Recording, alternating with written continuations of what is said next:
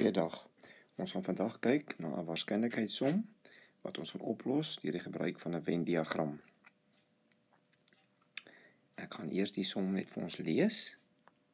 Probleem sê: uit 'n klas van 40 leerders neem 32 wiskunde en 23 geskiedenis. 4 leerders neem nie wiskunde of geskiedenis nie.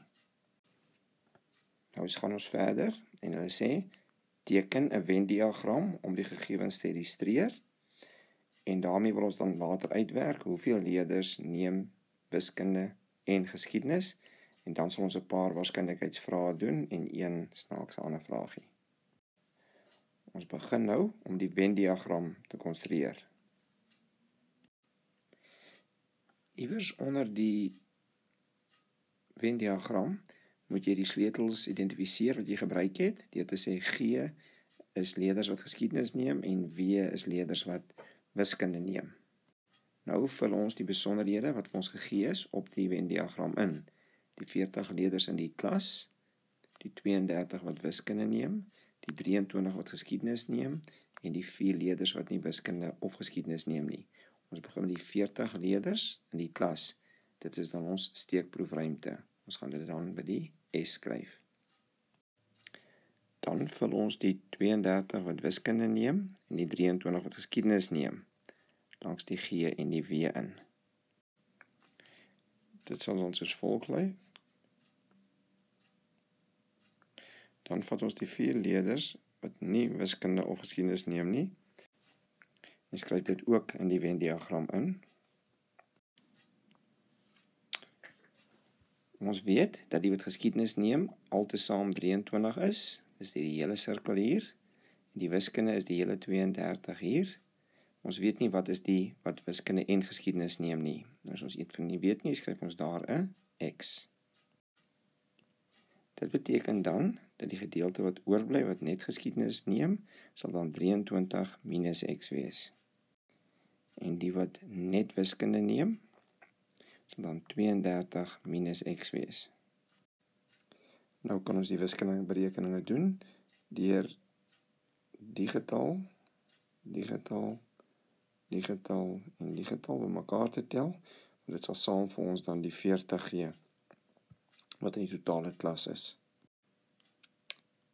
Die getalle word dan almal bymekaar getel om vir ons die 40 te gee. Nou vereenvoudig ons net die linkerkant saam met die vergelyking van die regterkant. 23 plus 32 plus 4 gee vir ons 59 en die minus X plus X kanselleer en die minus X bly dan oor. Dan los ons op vir X. Dit gee dan vir ons dat X is 19. Dit beteken die leerders wat geskiedenis en wiskunde vat, sal hier dan 19 wees.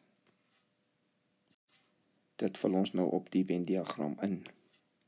Daai word dan 19 en dan gaan ons oral waar X nou minus X staan, dan gaan ons 19 aftrek. Wat ons dan die volgende sal gee. Sodra dus al die posisies ingevul het op 'n Venn-diagram en alles bereken het, teken ek vinnig die diagram oor, miskien in potlood, net om duidelik alles op sy plek te sien en nie al die gekrab bymekaar te het nie. Nou is ons reg om die volgende vrae te beantwoord. Eerstens weet ons, daar's 19 wat wiskunde en geskiedenis neem, 13 wat net wiskunde neem, 4 wat net geskiedenis neem, 4 wat nie een van die twee vakke neem nie en 40 in totaal in die klas. Die eerste vraag is dan, bepaal vervolgens die waarskynlikheid dat 'n leerder wiskunde en geskiedenis neem. Wat ons dan as volg skryf, en dan bereken ons die antwoord, daar's 40 in totaal in die klas, en die 19 kom op die 40, en ons vereenvoudig hom as dit moontlik is. Vraag 2 vra, die waarskynlikheid dat 'n leerder nie wiskunde neem nie.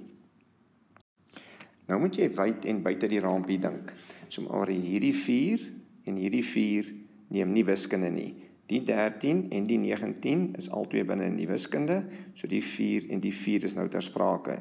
Waarskynlikheid dat 'n leerder nie wiskunde neem nie, word dan soos volg geskryf. En die antwoord is dan 8 op 40, en dan moet ons dit altyd vereenvoudig aan die einde, wat dan vir jou 1/5 gee.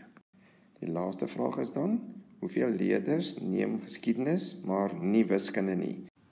Let op, die probleem hier is, hulle vra nie waarskynlikheid nie, so ons moet ordentlik lees. Hulle vra, hoeveel leerders?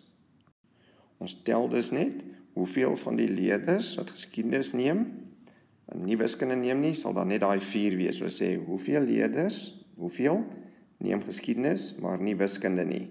So daar is die geskiedenis, daar is die wat wiskunde ook neem, so dis daai getal daarso. Let nou op hoe ons dit gaan skryf. Mense is nie dood ernstig oor die linkerkant nie, maar dit sal goed wees as jy verstaan hoe dit gedoen word. Dit gaan oor die hoeveelheid dat dan n is, wat geskiedenis neem, en nie wiskunde nie. As iemand byvoorbeeld so skryf net geskiedenis, sal dit ook reg gemerk word, maar dit is dan die wiskundige skryfwyse, en ons antwoord is dan 4. Ons gaan 'n paar van hierdie somme in Venn-diagramme doen, van verskillende kante af bekyk, en soos ons hulle doen en 'n paar keer dalk oordoen, sal dit makliker raak. Moenie opgee nie, moenie bang wees vir die afdeling nie, geniet waarskynlikheid.